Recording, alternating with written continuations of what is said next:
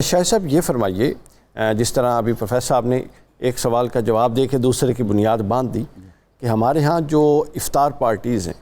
ایک تو اس کے اندر ایک عام بندہ جس نے رسول اللہ صلی اللہ علیہ وسلم کی یہ حدیث سنی اور وہ چاہتا ہے کہ میں اس حدیث کے فوائد لوں اور میں 4 دوستوں کو انوائٹ کروں،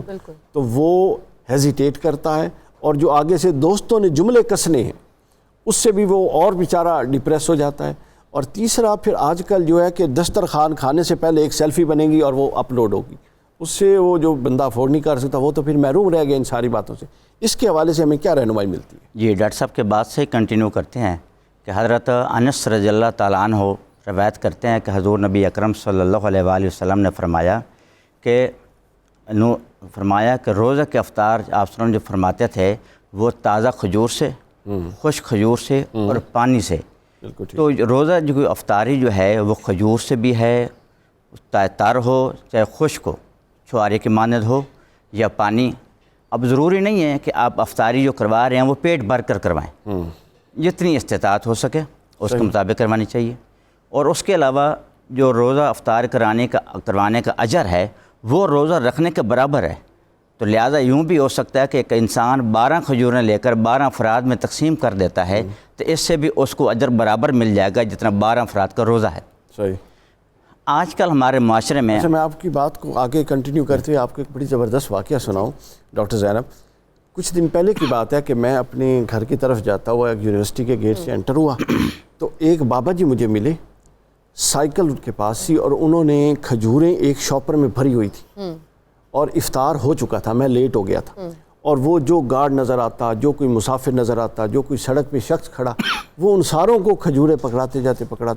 اور میں سوچ رہا تھا کہ اس بابے کا حال دیکھیں کہ یہ کتنا سمجھ مند اور دانش مند ہے اور دیکھنے میں کتنا سادہ ہے، ثواب لے رہے ہیں، پتہ نہیں یہ کتنے 100 روزوں کا ثواب لے رہا ہوگا لے کے۔ وہی آپ والی بات ہے جی آج کل بھی ایسے ہے معاشرے میں، لوگ مختلف چوکوں پر مختلف جگہوں پہ کھڑے ہیں اور لوگوں کو افطار کے لیے کوئی نہ کوئی راشن وغیرہ بنایا ہوا ڈبوں میں پہ کے وہ ان کو دے رہے ہیں۔ ایک دوسرا یہ آج کل اس روزے کے ترغیب کا ساتھ ساتھ سوشل میڈیا اور مختلف تصاویر کا ہمارے ہاں جو کلچر رائج ہو گیا ہے، اس کے حوالے سے اگر تو اس کی نیت ہے کہ لوگ اس کو دیکھیں اور لوگوں کے اندر افطاری کرانے کے حوالے سے ترغیب پیدا ہو، ٹھیک ہے، تو یہ تو بہت اچھا عمل ہے، درست بات ہے، اور اسلام نے بھی مختلف